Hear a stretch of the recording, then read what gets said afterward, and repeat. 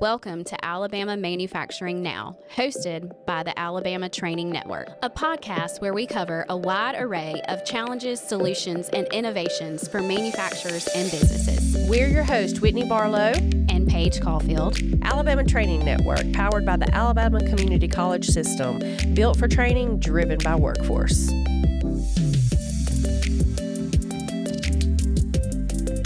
Hello, welcome back to Alabama Manufacturing Now. I'm your host, Whitney Barlow, and this is my co-host, Paige Caulfield. And today we have Paige Hutto with us, who is the Executive Director of the Alabama Chambers. Hey, Paige. Hey, how are you guys? Good. How are you? Thank you for being with us today. How about we start out with you just telling us a little bit about your role, what you do, and how you got into this? So I am president and CEO of Alabama Chambers, and we are the trade association working with all of the 100-ish local chambers across the state of Alabama. And we do professional development, organizational development, governance, advocacy, all of that for the local chambers. I got into the role because I've spent my almost 25 plus year career in chamber work. I started at a really young age working for my hometown chamber and just kind of stayed in the industry. One of those rare birds that have kind of stayed in chamber work all of my career at the local level until 5 years ago when I started here at Alabama Chambers. That is so cool. You know, my favorite thing to always say is this is a Chamber of Commerce day, which means that you know that the sky is blue, the clouds are like that perfect puffy white, and there's birds flying. It's like you're standing in a Disney movie. Yes. That's what I love. So Mary Poppins. Tell us, so when you've been with the Chamber your whole life, so this should be a really, really easy thing. But I think there is a lot of confusion, especially how we've evolved into economic development and chamber and different things like that. So can you tell us a little bit about what is a chamber? What does it do? What does it look like? And I know it looks different depending, but like what is its core? So, interestingly enough, I wish there was a really simple answer to that question, but you're 100% right. All chambers are different. We've always said the adage is you've seen one chamber, you've seen one chamber. But the thing that connects all chambers at the core, as you said, we are by nature a 501c6 nonprofit entity, a private. We are not a part of local government. We are not a government agency. All chambers are independent, and we're a membership organization. So at the core, all chambers are really just a convening a group of local business leaders, local leaders working to better their local community. And whatever that looks like, whatever form that is, it can be economic development, community development, business development. But at the core, it's really about working for whatever geographical or geographic area that they're serving. So that's really the heart of what the chamber is, but it's a membership organization where like-minded people can gather to try to work on their community, help make policy that's better for business, whatever that might be, or have a festival that's going to create civic and community engagement. So, but that's kind of the core, the heart of what a chamber is. Paige, you're a membership-based organization, chambers are. They're 501c6s, and so for anyone that doesn't know, that means that they can do political and they can do different things like that. But that is great and wonderful. But if every convening like-minded people get together, we always know that not everything is in a homeostasis, everyone's happy. So I would imagine that gives you quite the challenging task of being the president and CEO of the Alabama Chamber. So what does that look like in your role? How do you help support all these different chambers who don't look all alike, who are made up with members with individual ideas, who might be there for like-minded, but those roads could sometimes get off. So that could be a heavy lift. So how does that look like for you? So you kind of hit the nail on the head in the fact that every day looks different. Every phone call, every text is different. I always say If my phone is not ringing, it's a good day because most people only call when things are not great. Preach. Yeah, lot of fires to put out. I kind of jokingly say my role is 60% therapist, 40% everything else. And really what that just means is the interesting thing about working within a chamber is there's not someone else in your community that's doing the same work you are. And as much as our family and our friends won't, even our board members want to believe they understand what it is that a local chamber professional does every day, they don't. Yeah. So only kind of that network. So, if you're in Daphne or Dothan or wherever, the only other person that's going to really understand what you face is maybe your neighbor or another chamber professional. So what my role really looks like is helping those chamber professionals to just navigate whatever challenges. And so it might be just listening, trying to help them understand um, why someone is doing what they're doing, what the motivation is. Working at the local level for 25 years, I've faced just about, every community is different yet very, very similar. The politics are the same. Yes, geographically you're different, but it's the same characters, different name. Correct. So a lot of that is just listening, really taking an objective, because as I say, a lot of times I don't have to live with these people. I get to go home every day. So let me be the bad guy. I get called in sometimes to really just mediate, Yeah. it- to help give an objective. Like, I hear you and I understand the emotion. I can take the emotion out of a lot of it. So that's a huge part of what I do. And I really love doing that and supporting them in that way.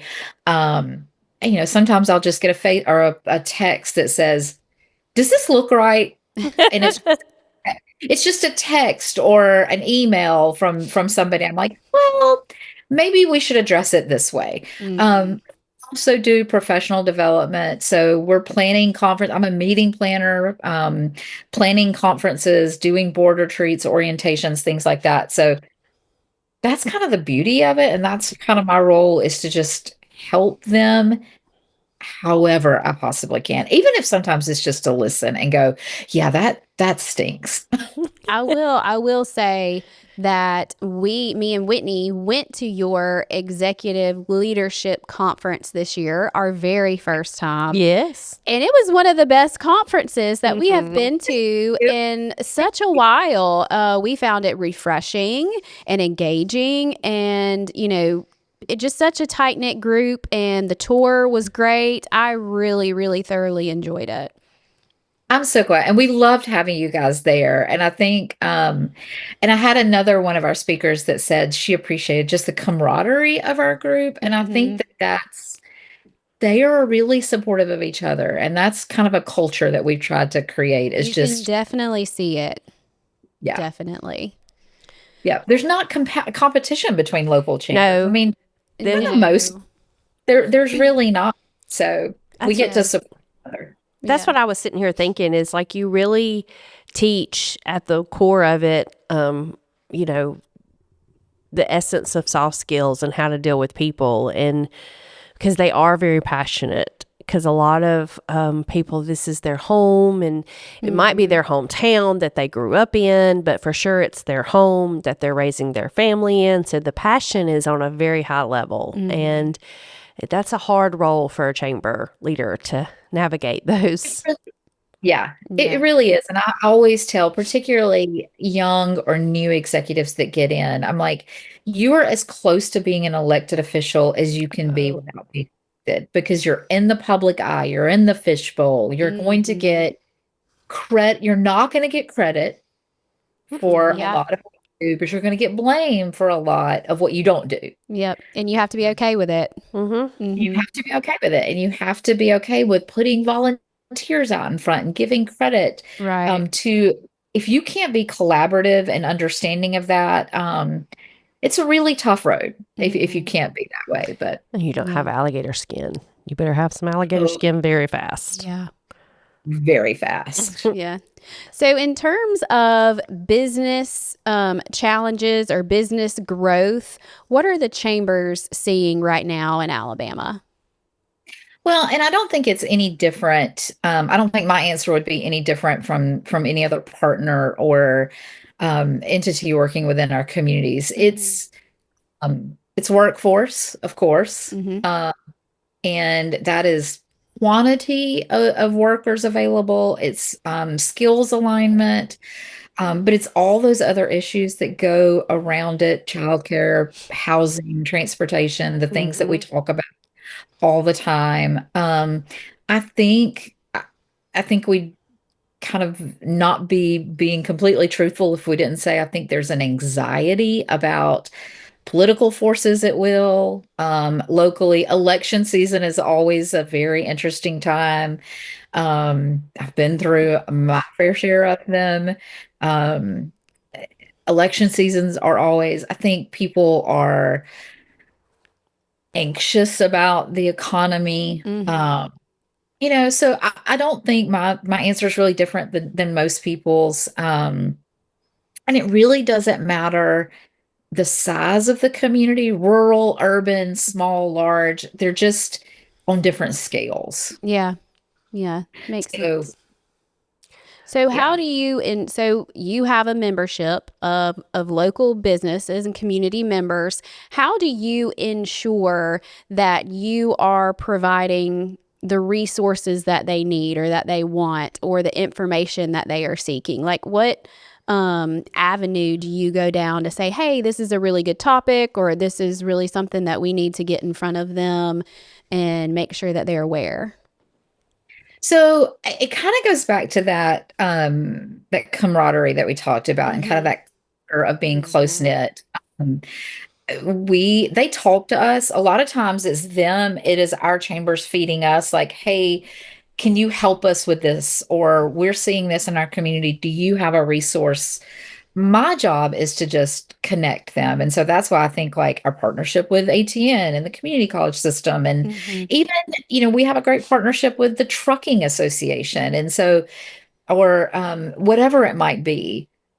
For me, a lot of times I have to create those partnerships at the state level, because they're asking for it at the local level.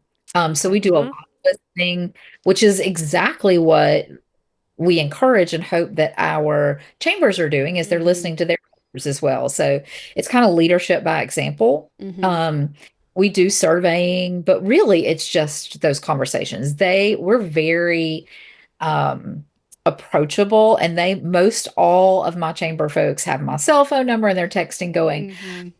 are you hearing this from anybody else? What are do you have a resource that we can go to for this XYZ, whatever it might be? Um, we have a great relationship with the League of Municipalities, because that is a Oh yeah. core relationship, Mm-hmm. Yeah. between chamber and local elected officials. So if there's something happening, I can pick up the phone and call Greg or Kayla or whomever it is, and Mm-hmm. it's really kind of two ways. And we also try to be very involved at the national level with our Association of Chamber of Commerce Executives, the US Chamber, that sort of thing, to kind of hear. I have a peer group of my peers across other states, constantly talking to them, like, what are you hearing from yours? Do Mm-hmm. Hmm. what sessions are your membership is your membership asking for, so that we can kind of build our conferences based on that as well. So Yeah. And I think people sometimes don't understand how important it is to be approachable, you know. oh I think if you're a little standoff, you might get a little scared to Hmm. really talk about the things that matter, and yeah. you have to have a couch in your office. I mean, how else would you do it? Yeah, I mean, I don't I've always been that way when I was at the local level. You have, if you're going to say I have an open door policy and you can call me anytime, you better have it. Yeah. I mean, don't just say you do. And you learn that working at the local level, like you go out to eat or you walk through the grocery store, like you better have your Mhm. game face because you're it's not a 8 to 5 job, it's a 24/7 job. Mm-hmm. Um, and that's just I've fortunately I've always kind of been that way, and it's always continued. Yeah. Yeah. That's So, awesome. Alabama Training Network has a very unique, the name of the podcast is Alabama Manufacturing Now. But I think as we continue to evolve, we know that Alabama Training Network is part of the community college system. Mm-hmm. And also part of the community college system is the Innovation Center. Yes. And the Innovation Center does a lot of skills that cover the gamut from baristas Yes. to up in the manufacturing world of robotics, etc. And so as we continue to grow in the state of Alabama, we have a lot of people on here that are manufacturing based. And I think there's a misconception of where the manufacturer falls into play. I think that there is a very pivotal role for them in the chamber and how they are playing that role in the fact of all the different aspects that the chamber does. They are usually your largest employer, which means that most of the people there are involved in the community in some capacity, and very much is the role that the chamber plays in that community involvement and the growth there. So what do you hear, or what is that struggle? Because I know that there has to be a struggle of how to keep manufacturers engaged in chamber, because most people think, and that's really why we thought it would be so cool to have you on here, is most people think that chambers are there for the small business or the hairstylist or the insurance company. But Or the there is bank. such, or the bank. Yeah. There is such a unique opportunity for manufacturers to get involved in their chamber in a way that's different than economic development, because their workforce is the community. And that's where the chamber plays that role. Yeah, and I appreciate I 100% agree. And that's one of the conversations that I have with local chamber execs a lot is how do we get our manufacturing and our industry involved? Because a lot of people look at chambers, and this is where chambers have evolved over time. We're still in great networking opportunities, still a great way to connect, business referrals, drawing customers, whether it's business to business or business to consumer, small business, Main Street, all that. Yes, that is a traditional chamber role. It was then, it is today, and it will be tomorrow. However, a community is made up of not just small businesses, not just one business sector. Mhm. And so I always say that even if so any manufacturer, their customer base is probably not going to be within that same community in which they manufacture. Hyundai is not selling all of Hyundai's cars to Montgomery. Mm-hmm. But what our chambers are doing are creating so many times, they are the quality of life, community development, creating a place where their employees want to live Mhm. and they want to make that connection. And a lot of times that is exactly the role that the chamber plays, is just creating an opportunity for those manufacturers to engage not just financially, not just in sponsorship, but holistically in becoming a part of the community. Because our chambers are so many times creating civic engagement opportunities, whether that's volunteering for, let's say, a river cleanup. I grew up in Eufaula, very proud to have grown up in Eufaula. Eufaula has a great industry base. But a lot of times we would see those industries being a part of the community by sponsoring, a team to help with the river cleanup, Mhm. Mm-hmm. whatever that might be, but just really connecting and being a part, particularly engaging now in our education environment, whether that's K through 12 or a community college system. Our chambers are oftentimes the way that those business and industry can connect into the school systems, whether that's through apprenticeship or mentoring or whatever, job fairs, whatever that might be. So I do think that there's certainly a role and there's certainly a place for that. And I think that the chamber can kind of create that environment. And the other thing that, and I tell our chamber execs a lot, you may not be the lead economic developer. You might not be, a lot of times that's a separate entity, but you got to be at the table. Maybe that is in industry appreciation. Maybe that's in industry roundtables. Maybe that's bringing together an industry sector, whatever it might be, to talk about, healthcare. Healthcare and rural hospital crisis that we're in is very important to our industries because they need healthcare for their employees. Right. They also need access to great local hospital and healthcare for their insurance rating. You don't want, so that's why I think it's also interconnected and interrelated. Yeah. Not necessarily directly, but at least indirectly. Yeah, I think that's the point that I think sometimes doesn't get made is, like you mentioned, the chamber in some communities, the chamber executive director is the lead economic developer, and in some communities it's not. And in those communities that it's not, there is a very distinguished difference between the role of the economic developer and the role of chamber. Even if you're both, you have to change hats interchangeably when you're doing that, and sometimes that gets lost. And because it gets lost, some of these communities miss out on the opportunity, both on the manufacturer side and on the chamber side, of being involved and to see that struggle. And speaking of the struggle, I think that's an excellent struggle that sometimes we overlook. We are in the middle of a healthcare crisis here in Alabama when it comes to rural hospitals and rural communities. And a lot of our manufacturers, especially in certain parts of the state, that is critical to them. It is a very important part of what they're doing and how they, for their insurance rating, but more importantly, for saving an actual life. And when, in the case of an accident. Kind of to that point is, and Whitney, you know this, being at the local economic development, like at the local economic development level, particularly in recruitment, someone coming in and looking at a community, they're going to want that windshield tour.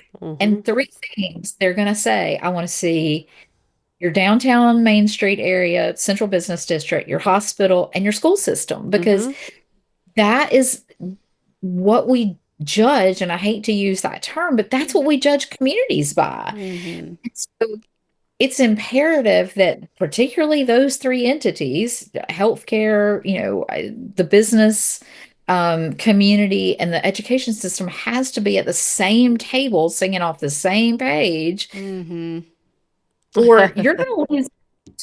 Yeah. Yes, and that is where your role comes in, because that and everything we talk about, I love how we make it like, well, we're just helping them navigate through the like-minded people, when we know that that's really not always that pretty.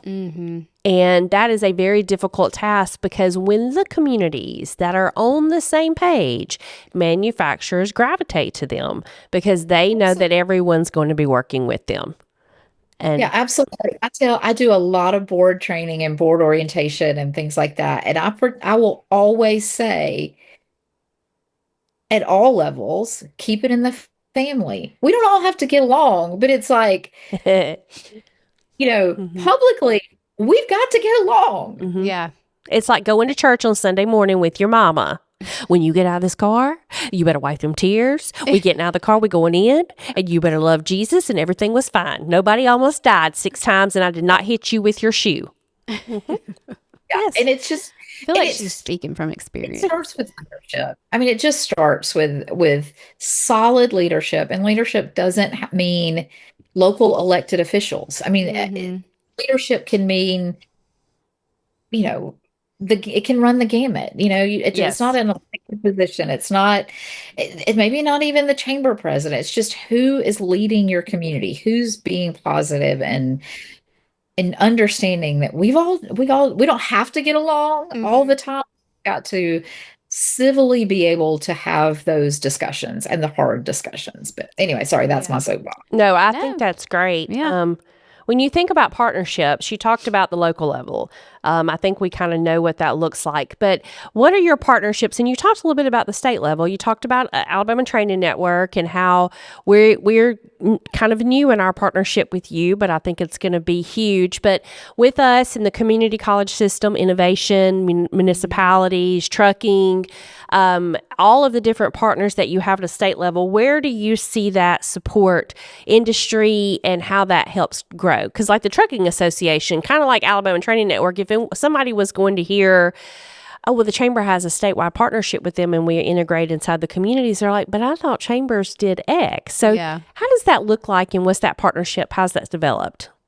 Well, and I think that it's a two-way street, because I think that a lot of our state partners, they each serve a different role. You've got Business Council of Alabama, which is huge, partner of ours.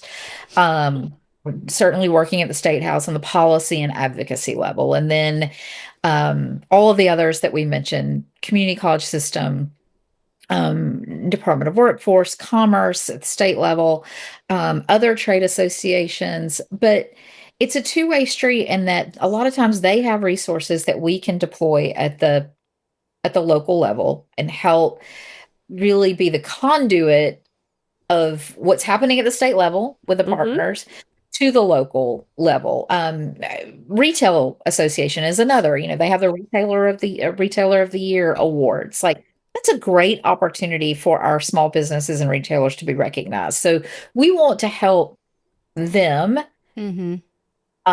make sure that our chambers know they can nominate someone, for those. And so it's that, but it also, a big part of what I do is also trying to, just like you said, make sure that all of those other state partners understand our chamber network and what we are, what we aren't, how, and really elevating the brand of our local chambers and elevating our local chambers. And I may have said this last week when we were together at Executive Leadership Conference, my job is to be the head cheerleader for local chambers. Like, that is my soapbox. I'm going to stand up and say, our local chambers are making a difference locally, across the state, large, small, it doesn't matter.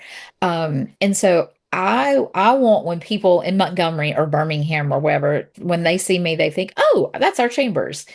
And, we don't need to forget about that network. We're a brand, an entity that have been around for hundreds of years, but there's a lot of confusion over who we are because we all look different. Yeah.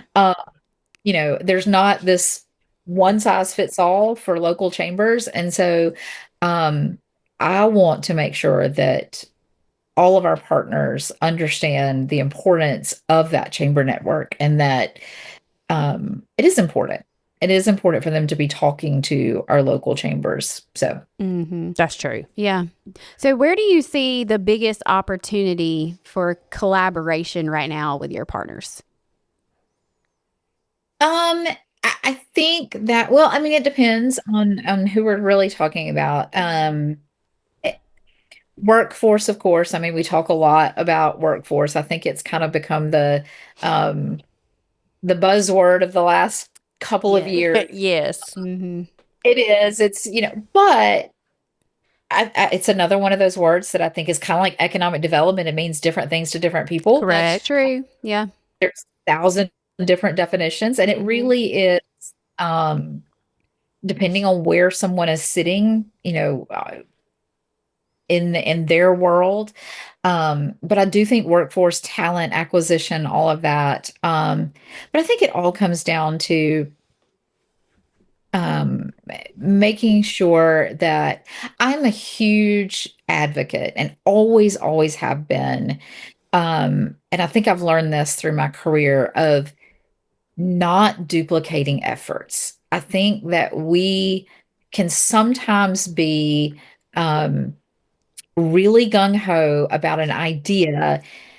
And I've seen chambers do this. I've seen local communities, I've seen nonprofits do this. They get really passionate about an idea and they don't step back and say, is somebody already doing this? Right. Yeah. How can we let's just use them? Good point. And particularly now with the resources that we have available through AI and other things, like sometimes just a Google search will tell you, yes. Apparently, these people aren't as tired as me. You're right. It's like, why are we doing all this heavy lifting? Let's just go let's ask a friend. Phone a friend. Oh, like who wants to be a millionaire? Do you want to phone a friend? That's right. I would have been a really great phone a friend because I have a head full of useless trivia. But anyway, but I do think that, we've got to take a step back and say, is somebody already doing this? Are they doing it well? Is there a way we can jump in with them, support their efforts, use what they're doing? Or if they're under-resourced and struggling, is there a way that we can help and that along, and be another resource? So I don't know if that really answers your question, but I think for me, a lot of times I will just stop and say, okay, this is something that we need to do, or a local chamber needs. Who's already doing it? I do not want to reinvent and come up with something else to have to do. I think that's really cool because, all right, on that collaboration point, what is something really cool or special you see going on right now in the chamber world? Well, and I'll just talk about it because we talked about particularly in the workforce space. I think the really cool thing, you can't talk about workforce and local chambers without, of course, mentioning the West Alabama Chamber. They are doing amazing work. They have done, they've led the way, not just in the state, but across the nation with some of their programming. The cool thing that they're doing now, and I've seen them, is really helping other chambers who are not so far along. And so, and that West Alabama team are spending a lot of time now with chambers across the state, across the nation, saying, this is what we're doing, this is what we've learned. So kudos to them. I cannot, not say Chamber of Commerce of West Alabama. But then you've got Eastern Shore Chamber. They have an IT apprenticeship down there in the Daphne area. They've got an IT apprenticeship that they're doing that's really cool. Mobile Chamber a couple of years ago really saw transportation as one of the big barriers to entry for workforce. And so they were like, okay, we've got to figure out this transportation piece. So Opelika now has a workforce. So I think the really cool thing is we're starting to see more and more chambers that have the resources to be able to do it, adding staff, particularly in the workforce space. I think that's a really cool component that you said, like when you talk about Mobile doing the identifying the gap in one of the issues in workforce is transportation. And we go back to what we were saying about understanding the role everybody plays in the community so that you can truly make your community stronger. That's a huge component that you're talking about where chambers find their role in, and it doesn't necessarily, all the ones you've mentioned have been larger chambers, but smaller chambers can find that same piece in workforce. Absolutely. And, again, it doesn't have to be one or the other. A lot of our chambers are doing great things just on a smaller scale, but I've worked in smaller chambers, and when you have to bootstrap and put on a shoestring budget, you just learn how to be more innovative. And, it's like, it doesn't mean we can't do it. It just means we're going to have to make it look a little different. Very hands-on. And I'll give you a good example that is an unfortunate example, but Talladega County has 3 chambers, Sylacauga, Childersburg, and then the Chamber of Talladega, Lincoln, and Munford. And they have a phenomenal partnership. Those 3 chambers, and you guys may have seen them together last week at our conference, but they have a great support amongst themselves. They get along great. I mean, it's just I love seeing that three chambers in one county.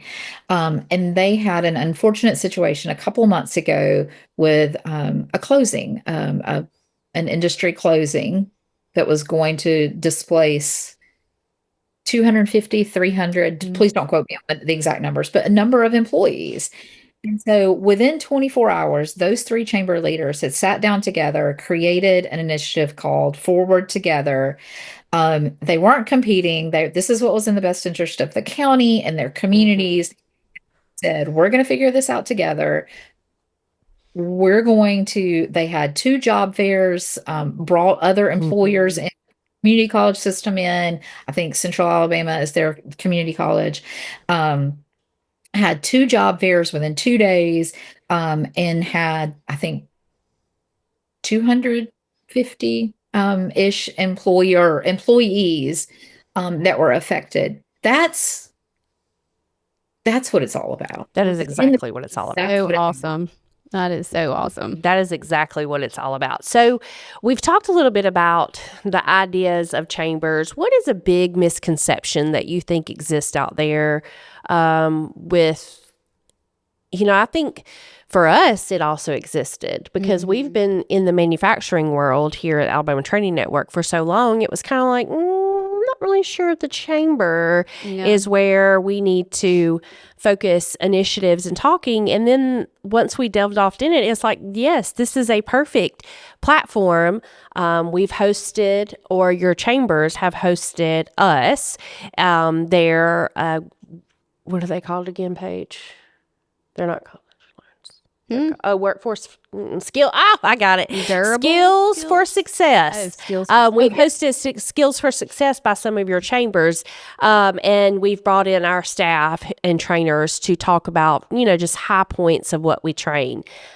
I don't think that anyone thought this is a great mechanism for that because as we venture past manufacturing, I think that's a misconception people have is that, yes, manufacturing, but you still have to have safety and leadership and all these different components outside of the 200-person manufacturing facility. It's in all levels. So what is one of the misconceptions that you're like, okay, guys, we got to fight this and we've got to make sure that people in Alabama understand this is what chambers do. This is what we're here for. Well, and I think and I kind of feel like I sound like a broken record, but that the hardest misconception to overcome is that one, we're a part of local government. I think so many people and I don't know how and why, but for some reason, maybe it's because we typically like to have a friendly working relationship with elected officials. Things get easier if you can get along and do that, and that we're all working towards the same common goal for our local communities. You want to believe that we all have one mission at the core of it all. We want to build stronger communities, period. End of sentence, done. And I think because of that, a lot of people believe that we are an arm of local government and not private. I think that's one big misconception. I think the other is that, that we're all just warm and fuzzy and things and after hours and networking and all those fun things. Yeah, that's great. We love to have fun. Yes, we do. 100%. But we also do hard work. And we will get in the trenches. We will convene to have the hard conversations that people don't want to have. And when that's where we can really make the difference. I love that. Yeah. And I'll use a perfect example, from my career, in a different state, but a relatively small community. Our hospital was going to close, and everybody was in shock.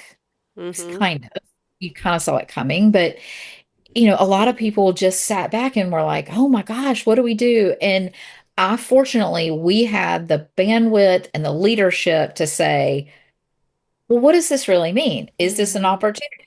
So within, a couple of days of hearing those rumors, and because we were so well connected and had the right people at the table, we knew what was happening kind of before it really the ball started rolling. We were able to put the right people in the room around the table behind closed doors and just say, okay, what does this mean? And fortunately, we were able to make a difference because we had that ability and that table. And when I do board trainings and orientations, I go through what is the definition of a chamber and Mm-hmm. all the legal things. And this is what, Webster's dictionary says, but then I have a graphic that is just a table with all of these different entities. And I'm like, that's what a chamber is. It Mm-hmm. is the table which other people and all the community can come to sit and talk about how are we going to make our communities better? One, how are we going to make our state better? One Yeah. community and that looks different. Yeah. That looks different in every community. But Mm-hmm. anyway, that's Yeah, Yeah. but the table metaphor is a great way to really think about. I mean, that is an excellent way to think about a chamber. That's where you are, and each entity has its own role: economic development, workforce, and all those things. And you convene together to have the conversation in a room where you have these sometimes hard, sometimes easy conversations, sometimes celebratory, sometimes not. So, one last question before we wrap up. How can people connect with you or learn more about their local chamber? so our website, Alabama Chambers with an S.com, has a full directory of all your local chambers. My email is on there, of course. We love connecting with people, particularly entities, statewide partners that feel like the chamber network can be a benefit, or that they can provide resources, to our local chambers. That's wonderful. Well, Paige, we appreciate your time Yes. today, and thank you for joining us. We know that your days are extremely busy, so thank you for taking time out and joining us. And that's it for us for Alabama Manufacturing Now. See you next time.